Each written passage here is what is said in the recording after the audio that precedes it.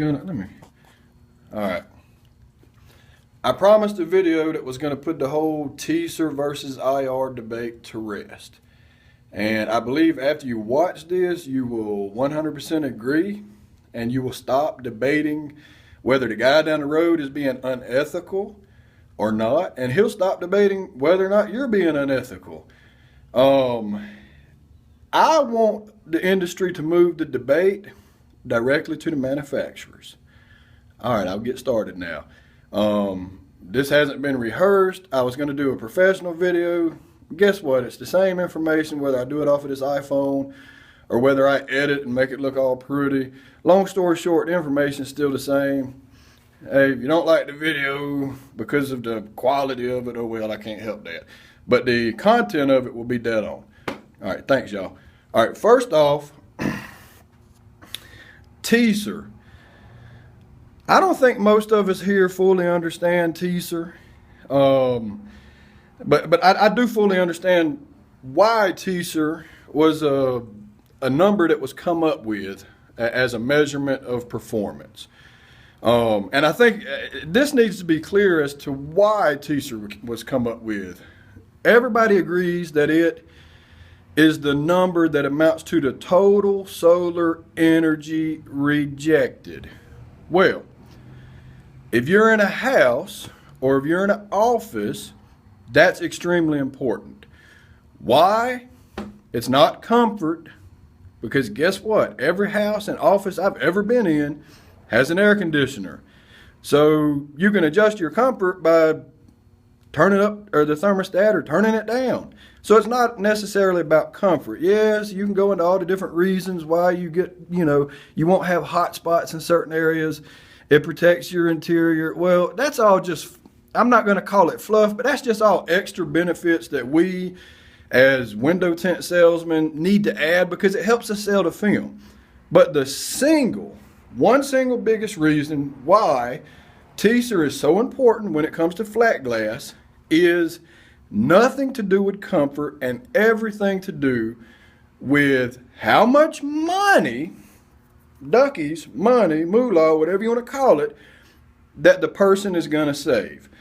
Yes, there's other reasons for having tint, but the single biggest reason is so that people can save money on their electric bill or propane, whatever they're using to heat or cool their house. That's the biggest reason that teaser is important. Okay, now that we've got that cleared away, what is the biggest reason that IR is important?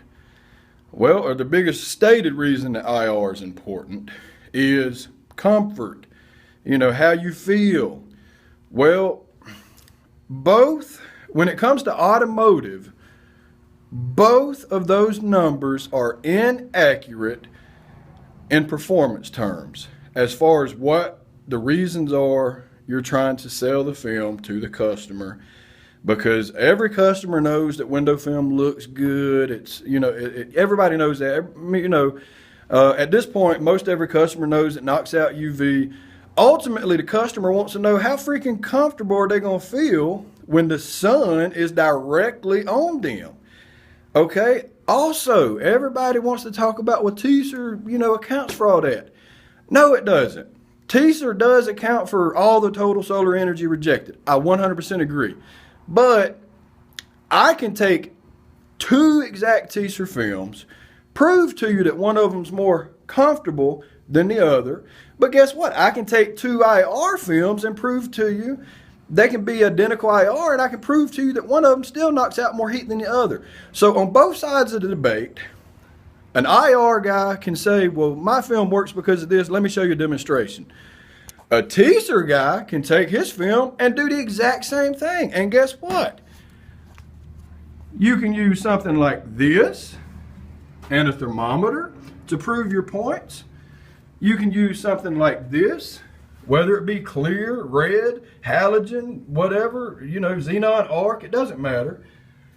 You can use glass samples, you can use BTU meters, you can use heat sheets, you can use beam splitters, you can use heat box demos like this, or the ones that are, sideways like this, like, one particular person sells a lot of in the industry. None of that stuff is going to be 100% accurate. None of it. And there's not a single tool that you see here right now that I can supply you with that's going to be 100% accurate. Is there a tool that I can tell you to get that will be? Absolutely. And I'll tell you about that in a second, if I don't forget. Ultimately, okay, Rick, you're telling us that TISR's flawed, IR's flawed. Yes, that's exactly what I'm telling you. I'm telling you this because we have such a big freaking debate in the industry where there has been one performance spec that has been completely overlooked. I'm not going to say completely, but the majority of window tinters and business owners that have tint shops have overlooked this performance spec. Now, what spec is that?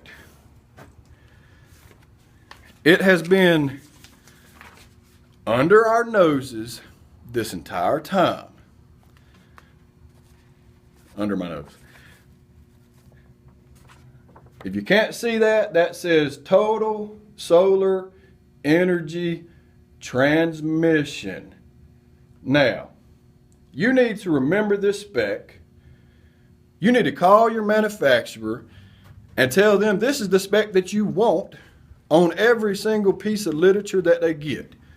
If you want to argue and debate with somebody, argue and debate with your manufacturer. Make this industry-wide that we have total solar energy transmission specs on everything that we have. Because there's a lot of variables, as a lot of people bring up on both sides of this debate. You know, well, this, that, I'm not even going to get into all that. You all know the arguments for either side.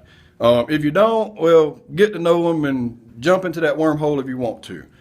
The bottom line is total solar energy transmission is the one single performance spec that most accurately describes what you want in a car.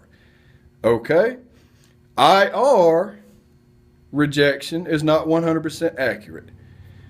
TISR is not 100% accurate. When I stick my hand in front of this heat lamp, guess what? Even what I'm actually feeling is not 100% accurate. Well, first off, let me get into why. First off, if you're in the whole IR game, you want to say, well, hey, this is knocking out heat that you don't feel. Well, guess what? There's a lot of heat that you don't feel that comes in. Well, excuse me. IR is knocking out heat that you can feel. Okay, that is a fact. That's not conjecture. That's not snake oil. That's not somebody piddling a crock of crap. Okay? IR is heat that you feel. Now, you can go into all the different variables. First off, the older you get, the less feeling you have. So that's not exactly the most accurate way to describe something. But no matter whether you're saying, hey, my film's cooler because it has IIR, or my film's cooler because it has high TISR, you're both wrong. I'm wrong. When I sell it that way, I'm wrong. These are simply tools to describe what's going on. I 100% agree that they are not totally accurate and there are flaws in them. Absolutely. If you are a good business person, you're going to sell based off of facts and you're going to disclaim to your customers that, hey, this is not totally accurate. Okay. Total solar energy transmission. Total solar energy transmission. Do not forget that phrase because it needs to be industry-wide. That accounts for all solar energy being transmitted through whatever film you freaking are using. Okay? That's the number that you need to sell to customers. That is the one number that will always remain constant and not have all these variables. TISR can have variables. I can prove this, that, and the other. But let me tell you what, if I have a spec sheet in front of me that says the total solar energy transmission of a particular film is 15, you best believe it's reducing more energy, striking whatever's on the other side of that glass than one that has a total solar energy transmission of 58. Now, guess what? Both of those films could have a similar teaser. Both of them could have a similar IR rejection. But the one constant will always be that number. Now, all right, Rick.